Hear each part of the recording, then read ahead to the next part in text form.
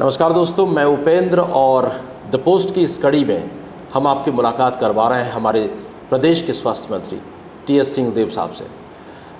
इनके बारे में हम कहें कि अभी बस्तर में इनका आगमन हुआ है बूथ जोड़ो अभियान में, और एट द एज ऑफ 72 ये ताबड़तोड़ दौरे कर रहे हैं। अभी कुछ रोज़ पहले सोशल मीडिया में इनका एक वीडियो वायरल हुआ था जिसमें ऑस्ट्रेलिया में स्काई डाइविंग करते हुए ये देखे गए थे। सर, बहुत बहुत स्वागत है आपका। नमस्कार। नमस्कार जी उपेंद्र। मैं कह रहा था कि at the age of 72 what keeps you, मतलब क्या एनर्जेटिक, ऐसे क्यों, कैसे आप रह पाते हैं? एक तो 72 में क्या होगा पता नहीं, अभी 71 नहीं हुआ है। अच्छा जरूर है कि 70 पार हो गया है। जी जी, जल्दी 71 भी हो जाएंगे। अच्छा, बस जैसा है वैसा है। मेरे ख्याल से मैं कोई एफर्ट तो नहीं करता जी। मन को जितना स्थिर और शांत रख सकूं वही कोशिश करता हूं।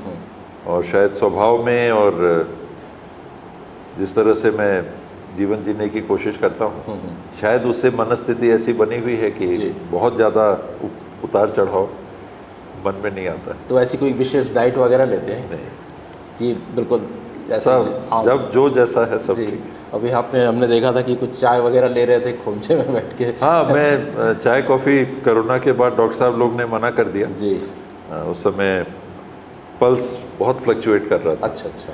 तो उन्होंने कहा कि भाई आप क्या लेते हो? मैंने कहा बाकी कुछ तो नहीं, चाय कॉफ़ी लेते हैं। तो उसमें क्या कैफीन होता है, हो सकता है वो ट्रिगर कर रहा हो, तो इसको आप छोड़ दो। अच्छा। तो 2-3 दिन के अंदर ही वो सेटल हो गया। तो बाय चांस ऐसा हुआ कि वो फिर डॉक्टर्स ने कहा तो मैं चाय कॉफ़ी छोड़ी दी। उस दिन गए थे तो मैंने थोड़ा सा ले लिया। दरअसल इस मुलाकात के लिए हमने पिछले साल से प्रयासरत हैं और कोशिश बहुत करी, लेकिन कोविड के वजह से हो नहीं पाया, संभव नहीं हो पाया। खैर, मौका मिल गया है। और हमारे पास जो प्रश्न है सर, वो हमारे श्रोताओं से है, क्योंकि वो अक्सर हमारे पास व्हाट्सएप मैसेजेस और ईमेल वगैरह भेजते रहते हैं। वो जानने की कोशिश कर रहे हैं आपसे, तो उन्हीं प्रश्नों को हम दे रहे हैं। तो पहला प्रश्न मैं लेता हूँ। प्रदेश में चुनाव आने वाले हैं, पिछले चुनाव की तरह इस बार कांग्रेस की वैसी तैयारी नहीं दिख रही है, क्या वजह हो सकती है आपकी? पिछली बार हम लोग विपक्ष में थे जी, तो जो स्वरूप दिख रहा था वो विपक्ष की ओर से पहल करता स्वरूप दिख रहा था। तो स्वाभाविक है कि संघर्ष ज़्यादा दिखता है। अच्छा।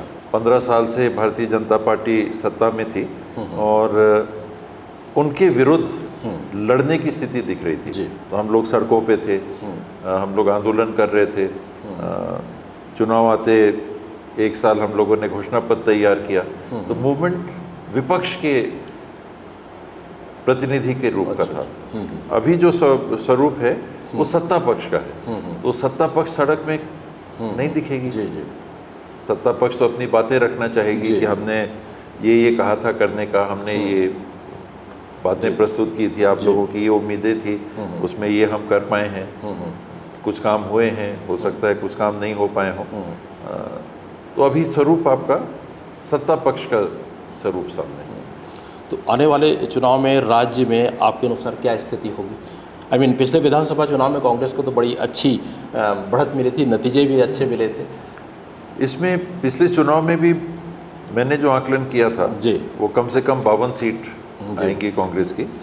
और कुछ लोगों ने पूछा, मैंने कहा कि अगर परिस्थिति अनुकूल और हो जो लग रहा है तो 60 तक पहुंच सकते हैं। ये मेरा अनुमान था, पर वो अनुमान से ज़्यादा 68 सीटें हमको मिली। और उसके बाद 4 उपचुनाव हुए, चारों उपचुनाव कांग्रेस के पक्ष में आए। अच्छा। तो ये 71 सीटें अब हो गई हैं, क्योंकि एक तो कांग्रेस की सिटिंग सीट थी जो उपचुनाव में चित्रकूट की कांग्रेस को मिली। इस चुनाव में अब सत्ता की बात आती है। पिछला चुनाव हम विपक्ष में थे, ये काम नहीं हुआ, ये काम नहीं हुआ, सरकार कुछ नहीं कर पा रही है, हम तो विपक्ष में हैं, हम होते तो हम ऐसा करते। अब हम सत्ता में हैं, जो हमने कहा था उसमें से काफ़ी चीज़ें हुई भी हैं। उस आधार पे चुनाव में जाएंगे। कुछ चीज़ें हैं नहीं हो पाई हैं। कभी कभी ये भी होता है कि आम नागरिक में जो हो गया वो थोड़ा पीछे चला जाता है, जो नहीं हुआ है वो सामने रहता है। तो उस स्थिति से हमको चुनाव में उतरना हमको होगा। जो हमने किया है वो सामने है, वो हम लोग प्रस्तुत भी करना चाहेंगे। जो नहीं हो पाया है उसके लिए जवाबदेही लेनी होगी, वो कोई जवाब देना पड़ेगा। और अभी भी मुझे लगता है कि 50 सीट से ऊपर तो डेफिनेटली आएगी। हमारे साथ के लोग हैं वो 75 पार की भी बात कर रहे हैं। जी। टारगेट 75 पार करने का भी है, और कोई कारण ऐसा नहीं होना चाहिए कि बहुमत कंफर्टेबल मेजॉरिटी कांग्रेस की ना है। अच्छा, पिछले दिनों छत्तीसगढ़ में सत्ता परिवर्तन की काफ़ी बातें सुनने में आई थी। कारण था 2.5 साल वाला वो जो फार्मूला था। अब आप दिल्ली में भी जाते रहे हैं, विधायकों का भी आना जाना लगा हुआ था। मीडिया ने आपके मुख्यमंत्री बनने तक की बातें भी बताई थी। फिर ऐसा क्या हुआ कि सब कुछ एकदम शांत हो गया? मीडिया में ये काफ़ी चला जी। मैंने हमेशा इस बात को कहा है और वही आपके सामने फिर से रख रहा हूँ जी कि कई चीज़ें हैं जो जिसे हम बंद दरवाजे की कहते हैं, एक अनुशासन रखते हुए उन चीज़ों को, क्योंकि हाईकमांड ने कुछ नहीं कहा तो मैं नहीं कह सकता 2.5 साल वाली बात थी कि नहीं जी। आज के दिन में मैं उसके बारे में कोई कमेंट नहीं कर सकता। सत्ता परिवर्तन सामान्य रूप से होते रहते हैं, सभी दलों में होते रहते हैं। कांग्रेस में भी पहले हुए हैं, भाजपा में भी हुए हैं, सभी दलों में हम देखते हैं कि समय के हिसाब से परिवर्तन भी होते हैं। हमने ये भी देखा है कि 10-10 साल 15-15 साल भी मुख्यमंत्री कंटिन्यू करते हैं। जी। दिग्विजय सिंह जी लंबा कंटिन्यू किए, शीला दीक्षित जी 15 साल तक रही। तो कोई एक जैसी स्थिति, कोई फॉर्मूला नहीं रहता है, परिस्थिति के अनुसार हाईकमांड निर्णय लेता है। और वस्तुस्थिति वही है कि वो 2.5 की बात हो या टाइम शेयरिंग की बात हो या कब चेंज होगा कि नहीं होगा या लंबे समय तक एक व्यक्ति चल सकते हैं, ये परिस्थिति को देख के हाईकमांड निर्णय लेते हैं और हम लोग उन्हीं के हिसाब से फिर काम करते हैं। चलिए अगले प्रश्न की तरफ चलते हैं। कुछ समय पहले आपकी एक पार्टी के सदस्य ने एक गंभीर आरोप लगाए थे जिसे लेकर आप दिल्ली गए थे, आपको याद होगा, कुछ हत्या और प्रयास वगैरह को लेकर के। आप इन आरोपों प्रत्यारोपों के पीछे क्या वजह देखते हैं? जिम्मेदारी का अभाव। अगर कोई ऐसे आरोप लगा रहा है तो वो गैर जिम्मेदाराना बर्ताव हो गया। आप विधानसभा तक में भी वो बात हो रही है, उस प्रकार की बात हो रही है, तो इसे मैं जिम्मेदाराना नहीं मानता। कि एक तो है कि अगर ऐसी कोई बात है तो कार्रवाई होनी चाहिए। मेरे से जान का अगर किसी को खतरा है, मैं इस प्रकार का व्यक्ति हूँ, तो मेरे ऊपर कार्रवाई होनी चाहिए। अगर ऐसी बात नहीं है तो इस प्रकार की बात अगर कही जा रही है तो गैर जिम्मेदाराना है, वो नहीं होना चाहिए। और इस बात को लेके मैं दिल्ली कभी नहीं गया था। कभी बात हुई हो, मैंने ऐसे मेंशन कर दिया हो, मैं इस बात को लेके दिल्ली नहीं गया। यहाँ पुनिया जी उस समय प्रभारी थे, उनके सामने ये बात जरूर आई थी। और मेरा ये मानना है कि ऐसी चीज़ें नहीं होनी चाहिए, ये गलत है, इस प्रकार की बात नहीं होनी चाहिए। अच्छा, पिछले चुनाव के समय से लेकर चुनाव के बाद तक प्रदेश के लोग आपको एक पावरफुल नेता के तौर पर देखते थे। फिर ऐसा क्या हुआ कि आपकी गतिविधियाँ धीरे धीरे कम होती गई? चुनाव के पहले भूपेश भाई पीसीसी प्रेसिडेंट थे। मुझे नेता प्रतिपक्ष के रूप में काम करने का मौका पार्टी ने दिया था। तो ये 1 और 2 माने जाते हैं किसी भी पार्टी की हायरार्की में, संगठन और असेंबली में जो लीडर होते हैं। मुख्यमंत्री होते हैं तो वो नंबर 1 हो जाते हैं, नेता प्रतिपक्ष होते हैं तो पीसीसी नंबर 1 हो जाते हैं। 1 और 2 के रूप में ही अमूमन इसको देखा जाता है। तो हम लोग उस रूप में काम कर रहे थे। आज भूपेश जी मुख्यमंत्री हैं और मोहन मरकाम जी पीसीसी प्रेसिडेंट हैं, तो 1 और 2 ये हैं। तो मैं उसके बाद मेरा नंबर अब है। तो आप उसी रूप में सार्वजनिक रूप से अगर देखेंगे तो मेरी पोजीशन में वो अंतर आया है। ठीक है, कैबिनेट में भूपेश भाई ने मुझे नंबर 2 पे रखा है। अपने बाद अगर कैबिनेट के प्रोटोकॉल को देखें तो दूसरा नाम उनने मेरा रखा है, वो अपने जगह है। लेकिन 1 और 2 को अगर आप देखते हैं तो संगठन और लीडर ऑफ द हाउस, अच्छा, तो ये 2 1 और 2 हैं। फिर हम लोग तो उस नाते आपको पीछे देखूंगा। एक समय ऐसा लग रहा था कि आप पार्टी छोड़ रहे हैं, क्या वाकई आपने ऐसा कुछ मन बनाया था क्या? पार्टी छोड़ने की बात नहीं है जी, जब तक सक्रिय रूप से भाग ले सकते हैं जी। मैं अक्सर क्रिकेट के उदाहरण देता हूँ जी, क्योंकि क्रिकेट प्रेमी हूँ। जो प्लेयर्स खेलते रहते हैं टीम में, उनका रिटायरमेंट आता है जी।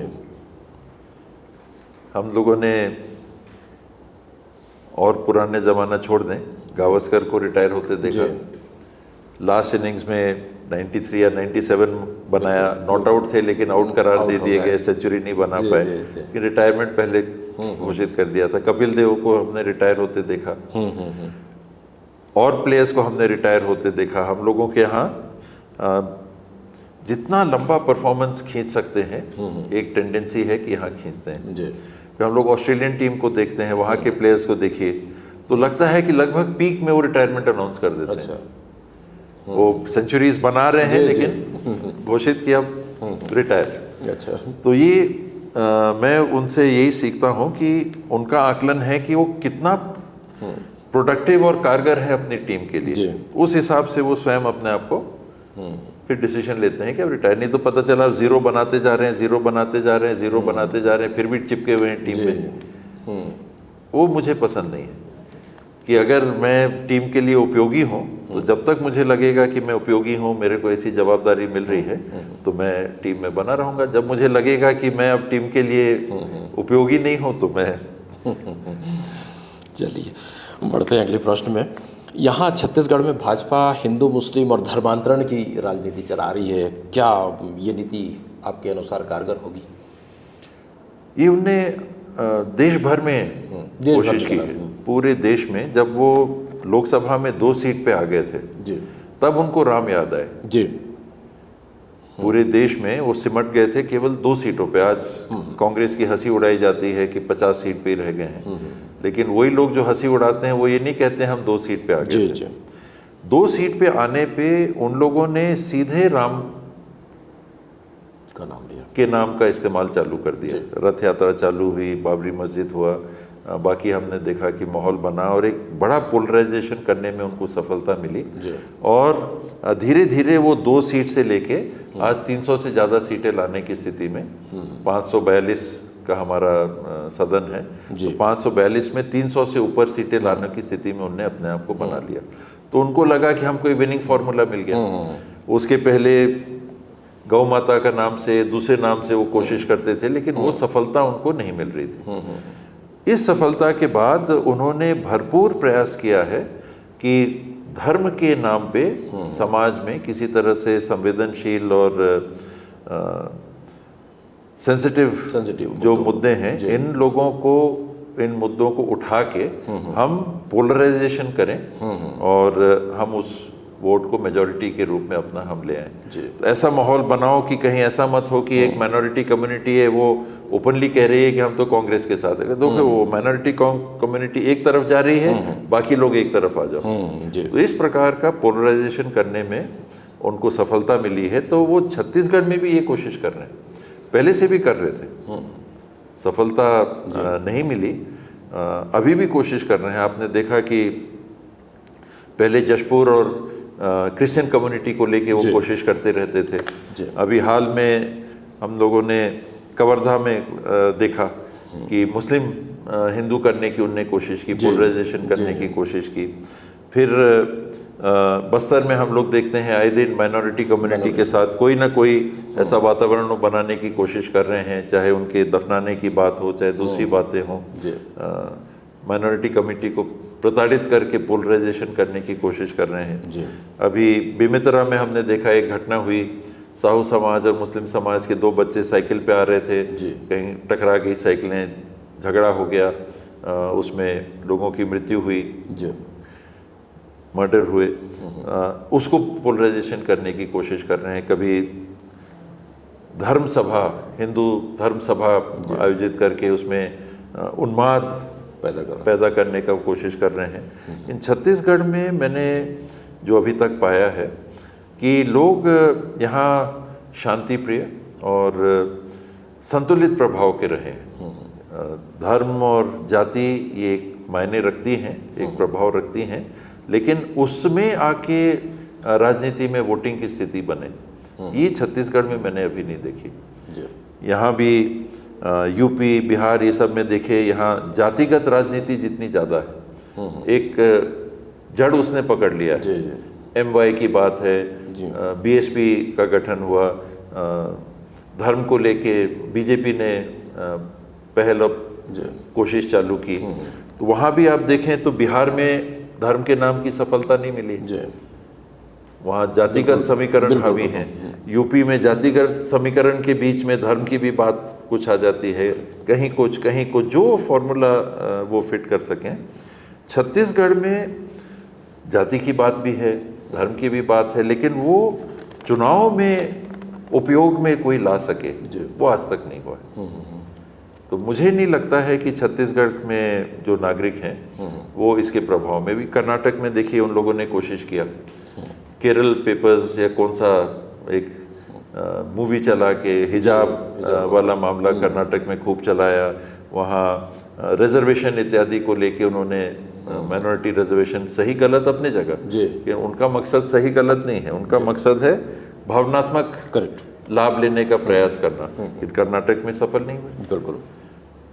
तो वहाँ तो ये इश्यूज बड़े प्लान्ड तरीके से किए जा रहे थे और सेंसिटिव एरिया भी है वहाँ, लेकिन लोगों ने जागरूकता दिखाई। यहाँ छत्तीसगढ़ में मुझे नहीं लगता है कि सफल होगा। छत्तीसगढ़ में भाजपा का कोई एक चेहरा घोषित नहीं किया हुआ है। मोदी जी के चेहरे के नाम पर चुनाव लड़ा जा रहा है, और जबकि भाजपा में 15 साल से मुख्यमंत्री के और भी कई दावेदार रहे हैं, वरिष्ठ नेता भी रहे हैं। तो आप इसे किस तरह देखते हैं? मैं उसको हमेशा गलत मानता हूँ जी। राष्ट्रीय स्तर का चेहरा जी किसी पार्टी में जी लोकल चुनाव में एक हद तक प्रभाव डालेगा। मोदी जी के चेहरे को इस्तेमाल करके इनने और चुनाव भी लड़े, वो सफलता नहीं मिली जी। बिहार में लड़े, बंगाल में लड़े, कर्नाटक में लड़े, कहीं भी नहीं सफलता मिलेगी। वो आप एक लीडर के रूप में जाइए, एक आकर्षण अगर आपका है तो एक करिश्माई लीडर के रूप में आप जाइए, भाषण दीजिए, लोगों को राज्य की बात बताइए।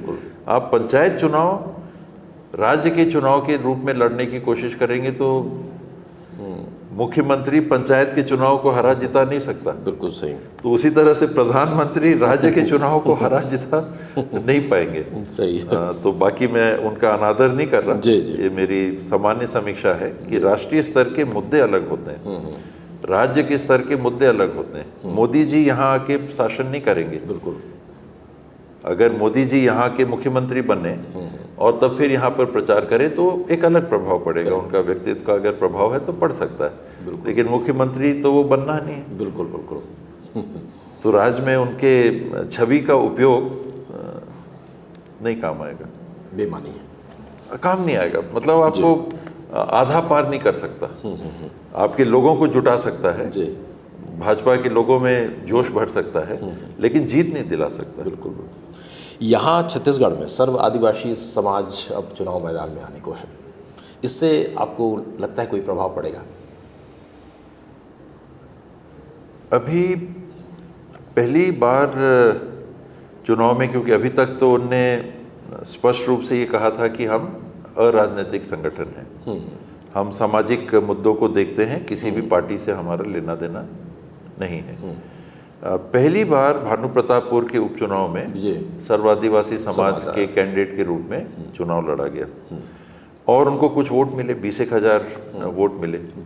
तो ये तो दिखा कि वो आम आदमी पार्टी या बीएसपी को जिस प्रकार से वोट उनके प्रभाव के क्षेत्र के बाहर सामान्य रूप से जब वो 90 सीटें लड़ते हैं तो उपस्थिति बहुत ज़्यादा नहीं होती। जो कैंडिडेट है वो और कुछ उनका संगठन है वो 4,000, 5,000, 7,000 इस प्रकार के वोट मिले, लेकिन 20,000 वोट मिलना ये जीतने वाला वोट भी नहीं था और नज़रअंदाज करने वाला वोट भी नहीं। तो वो सवाल मेरा वही है कि प्रभाव क्या असर अभी तो प्रभाव ऐसे दिख रहा है जी कि वो वोट किसके काटेंगे। ब्रेक ले लेते कुछ गिर गया वो नहीं, तो वो वोट किसके काटने वाले हैं। कुछ गिर सर्व आदिवासी समाज क्योंकि अराजनीतिक था, सोहन पोटई जी थे, उनका बैकग्राउंड बीजेपी से जुड़ा हुआ था जी।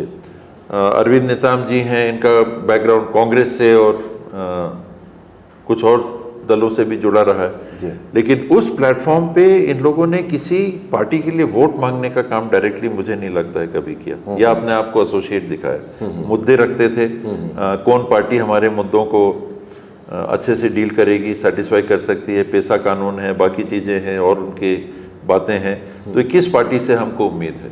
जी। पैसा कानून 15 साल से रमन सिंह जी की सरकार थी, पैसा कानून के नियम उनने नहीं बनाए।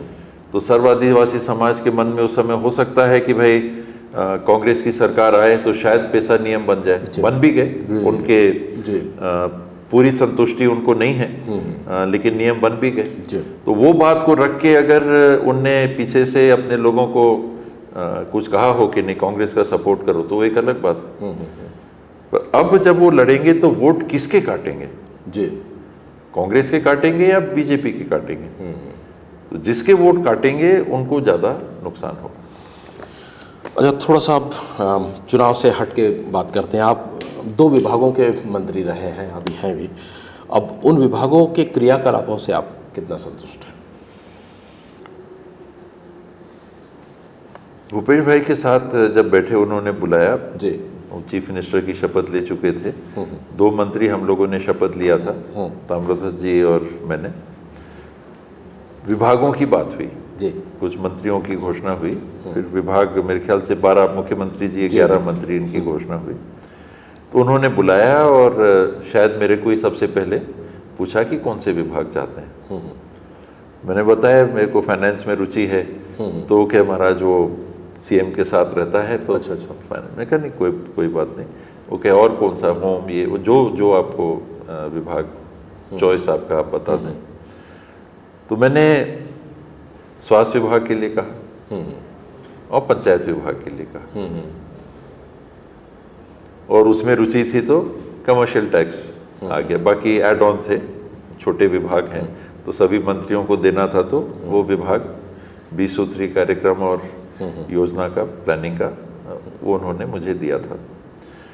जब स्वास्थ्य विभाग मैंने भूपेश जी ने मुझे दिया, तो मेरे साथ के परिवार के निकट सब लोगों ने कहा कि बहुत बड़ी बेवकूफ़ी आपने की, बहुत बड़ी गलती की। स्वास्थ्य विभाग तो छूना ही नहीं था। अच्छा, हाँ, इसमें आए दिन कुछ ना कुछ ऐसा होगा, कहीं किसी की मृत्यु होगी, कहीं कोई कमी होगी, कहीं ये बात आएगी, रोज का सिलसिला, डेली कुछ ना कुछ होगा, रोज। और ये क्या आपने गलत फैसला ले लिया? तो मेरी रुचि थी जी, स्वास्थ्य में काम करने की। मेरी कुछ मैं पढ़ता था, कुछ फॉलो करता था, तो मैंने उस रुचि बतौर स्वास्थ्य विभाग के लिए भूपेश भाई को बोला, उन्होंने दिया। और मुझे संतोष है व्यक्तिगत तौर पे कि स्वास्थ्य विभाग में छत्तीसगढ़ में पिछले 4.5 सालों में जो भी हम लोग कर सके, ये आदर्श तो नहीं कहा जा सकता कि सब कुछ कर दिया, बिल्कुल, बहुत कुछ है जो करना बाकी है, फिर भी हुआ जी।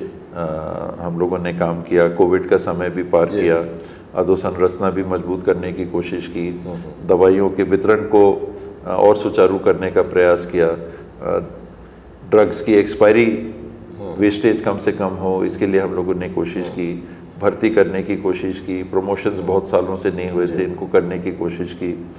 मेडिकल कॉलेज साइड में नए मेडिकल कॉलेजेस की स्थापना की अलग बात थी। जो पुराने 6 मेडिकल कॉलेज चल रहे थे, उसमें 3 ही मेडिकल कॉलेज अपने बिल्डिंग में चल रहे थे, जगदलपुर, रायपुर और बिलासपुर।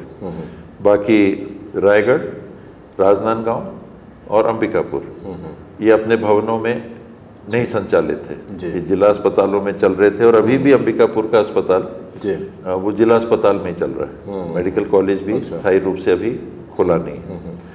तो ये 6 मेडिकल कॉलेजेस को सुचारू रूप से चालू करना, नए मेडिकल कॉलेजेस की स्थापना, 3 नए मेडिकल कॉलेज हम लोगों ने खोलने में सफलता हासिल की, कांकेर, महासमुंद और कोरबा। उसके बाद दुर्ग के प्राइवेट अस्पताल का अधिग्रहण हुआ, उसको हम लोग ने अपने उसमें ले लिया है, व्यवस्था में ले लिया है। अब 10 मेडिकल कॉलेज छत्तीसगढ़ सरकार के हो गए हैं, और 4 और नए मेडिकल कॉलेजेस को बजट में हमने लिया है। गीदम को लिया है, चांपा जांजगीर को लिया है, मनेंद्रगढ़ को लिया है और कवर्धा को लिया है। लगभग 10 लाख की आबादी के क्षेत्र में एक मेडिकल कॉलेज हो सके, जो केंद्र सरकार की भी परिकल्पना अब हुई है, उस बात को लेके हम लोग चल रहे थे कि पहले हर लोकसभा में एक हो जाए। तो बिल्कुल। 10 जो कॉलेज हो गए हैं आप देखेंगे वो 10 लोकसभाओं में हैं। 11वां चांपा जांजगीर बाकी था, वो हो गया। और अब जो आगे खुलना है कि हर जिले में मेडिकल कॉलेज खुलने के क्रम में आगे बढ़ना है।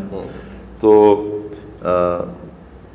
दंतेवाड़ा में तो नहीं खुल सकता, सुकमा में नहीं खुल सकता, बीजापुर में नहीं खुल सकता क्योंकि 10 लाख की आबादी नहीं होगी, लेकिन तीनों को मिलाइए तो करीब 10 लाख की आबादी हो जाती है। तो बस्तर संभाग के लगभग 25-30 लाख आबादी के लिए अब 3 मेडिकल कॉलेज हो जाएंगे। ये कोटा पूरा हो गया। अब इसी तरह से अब रायपुर संभाग को देखना है, दुर्ग संभाग को देखना है, बिलासपुर संभाग को देखना है, सरगुजा संभाग को देखना है, और जो मेडिकल कॉलेजेस की संभावना है उसके लिए रास्ता बना के हम लोग जा रहे हैं। सुपर स्पेशलिटी हॉस्पिटल्स हैं, ये खुल रहे हैं। कैंसर हॉस्पिटल बिलासपुर में है, वो काम चालू हो गया है। नर्सिंग कॉलेज है, उसके प्रबंधन की बात है, और नर्सिंग कॉलेजेस हैं उनके प्रबंधन की बात थी। डेंटल कॉलेज है, उसके प्रबंधन की बात थी। फिजियोथेरेपी कॉलेज है, उसके प्रबंधन की बात है। DKS अस्पताल है। ये मेडिकल कॉलेजेस के अतिरिक्त एक सुपर स्पेशलिटी का हॉस्पिटल गवर्नमेंट के पास था, पिछले गवर्नमेंट में रमन सिंह जी के समय वो खुला था। तो इन सारे मेडिकल एजुकेशन विभाग के तहत जो इकाइयाँ आती हैं उनमें करना, उनमें भर्ती करना, उनमें पर्याप्त मात्रा में डॉक्टर्स होना ताकि मान्यता मिल सके, सीट्स को बढ़ाने के लिए पहल करना। तो 650 सीट थी, आज 1250 से ज़्यादा सीटें, 1300 सीटें छत्तीसगढ़ सरकार के मेडिकल कॉलेजेस में हम लोग को मिल गई हैं। पोस्ट ग्रेजुएट सीट्स के लिए पहल करना, उनके लिए स्वीकृति लेना, उनको चालू करना, दवाइयाँ समय से मिल सकें उसके प्रबंधन को करना, लैबोरेटरीज की स्थापना है उनको करना, हाई एंड इक्विपमेंट है उसकी व्यवस्था करना। तो पहल ये सब के लिए किया, आंशिक सफलता मिली है, लेकिन मुझे संतोष है कि अपने तरफ से मैंने जितना परिस्थिति में हो सकता था मैंने किया। इसी तारतम्य में एक छोटा सा प्रश्न ये है, जगदलपुर में मेडिकल कॉलेज है, हॉस्पिटल है बड़ा सा, लेकिन आज भी ये एक तरह से रेफर सेंटर है, लोग विशाखापट्टनम और हैदराबाद जाया करते हैं। मुख्य कारण इसका यही है कि विशेषज्ञ नहीं मिलते जी। एक तरह से हम अपनी उपलब्धि बताना चाहेंगे तो मैं ये कह सकता हूँ कि छत्तीसगढ़ में जब ये सरकार आई उससे 4 गुना अब हमारे पास स्पेशलिस्ट हो गए, 4 गुना और हो गए। पर वो 4 गुना इसलिए हुए हैं कि पहले बहुत ही कम थे, 130-135 स्पेशलिस्ट ही केवल छत्तीसगढ़ में थे। आज 500-700 करीब हो जा रहे हैं, पर गैप हमारा 700-800 का और बाकी है। तो ये जो रेफरल की बात आती है वो इसीलिए आती है कि आपके पास विशेषज्ञ हैं ही नहीं। आप एडवर्टाइज करते हैं, आप वॉक इन इंटरव्यू के लिए आपने ओपन रखा है, आप आइए हम आपको ले लेंगे, लेकिन लोग आ नहीं रहे। तो एक ये जो गैप है कि हमारे स्वीकृत पदों में, और आवश्यकता हो तो अलग बात है, स्वीकृत पदों के लिए भी लोग आ नहीं रहे हैं भर्ती होने के लिए। इन कारणों से ये स्थिति बनती है। तो क्या कि रेफरल का ये बस्तर में ही है स्थिति? नहीं, सब जगह। अच्छा, हाँ, ऐसा रेफरल तो नहीं है। बस्तर की भी स्थिति उतनी खराब तो नहीं थी। ये बात कुछ दिनों से मैं सुन रहा हूँ बस्तर के संदर्भ में, इसकी समीक्षा भी हम लोग कर लेंगे। आज ही गए थे डिमरापाल, हम लोग गए थे, तो वहाँ पर उन लोग बता रहे थे कि हमारे यहाँ तो कोंडागांव से लेके और उड़ीसा के इलाकों से लेके अन्य जगहों से लेके लोग आ रहे हैं, हमारे अस्पतालों में आ रहे हैं और यहाँ ट्रीटमेंट ले रहे हैं। तो ये वन वे नहीं है।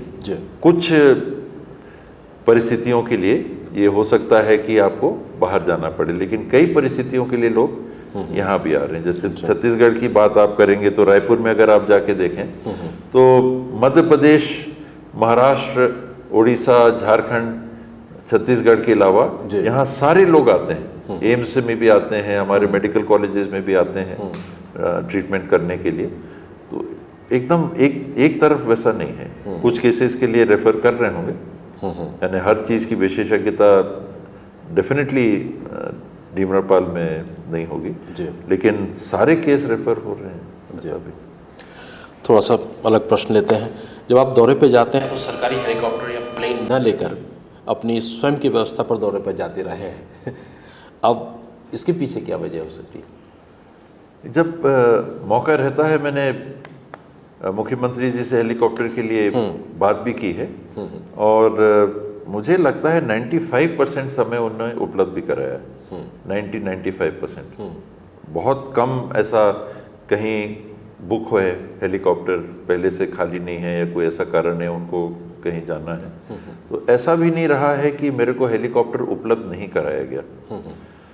कई जगह ऐसी परिस्थितियां रहती हैं कि बनस्पत हेलीकॉप्टर के बाय रोड जाना ज़्यादा उपयुक्त है, रास्ते में और संस्थाओं को भी आप देख सकते हैं और मैं कंफर्टेबल भी हूँ रोड में ट्रैवल करने में।